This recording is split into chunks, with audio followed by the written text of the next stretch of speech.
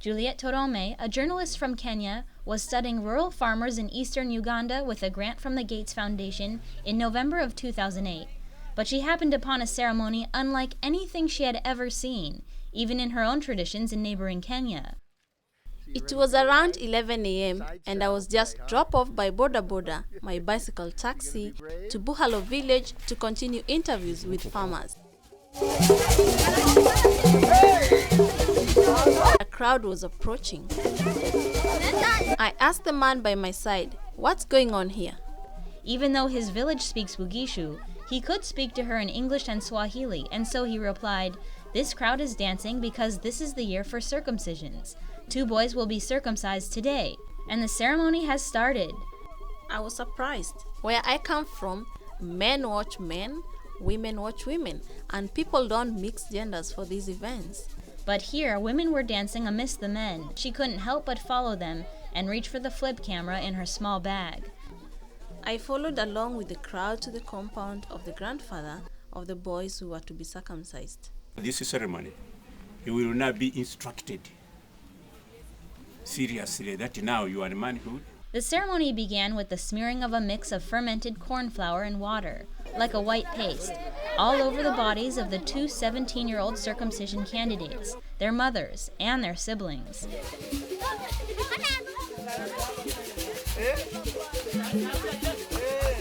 This was just the rehearsal. The boys were instructed how to hold a stick and how to dance.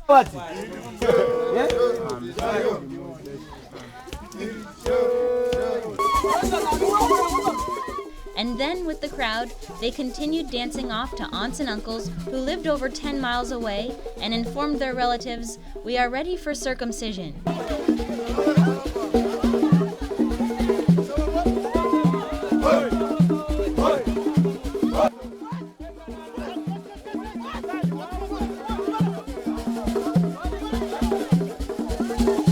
People are very happy because it is a traditional way of our culture.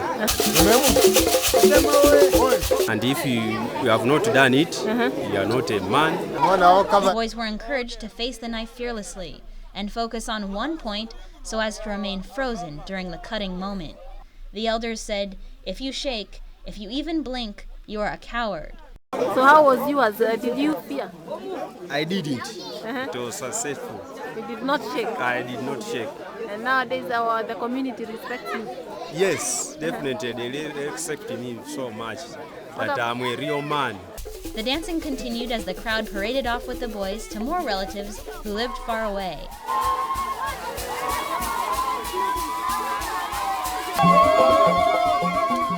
The third day was the cutting day. It was done in the evening around 4 p.m. About 400 villagers assembled with nervousness and excitement to watch the boys being cut.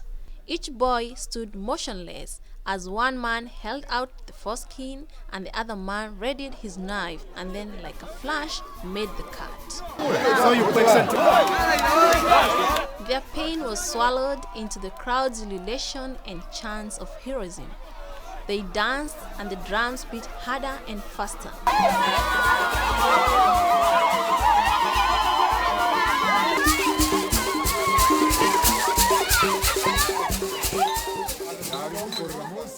Gifts were poured out by neighbors, friends, and relatives.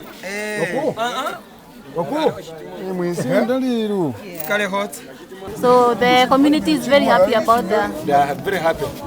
And at the moment they are now organizing for a booze. For a bull? A booze. Oh, a goat? No, a booze they are organizing to drink mala. Oh, marua? Yes. Oh, the traditional beer? The traditional beer. Yeah, we come to, this is just our organizing. The boys were escorted to their small huts, thatched with grass roofs, where they would remain healing for the next month.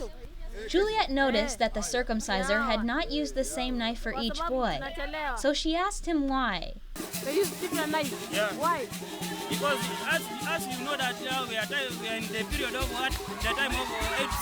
Okay. Yeah.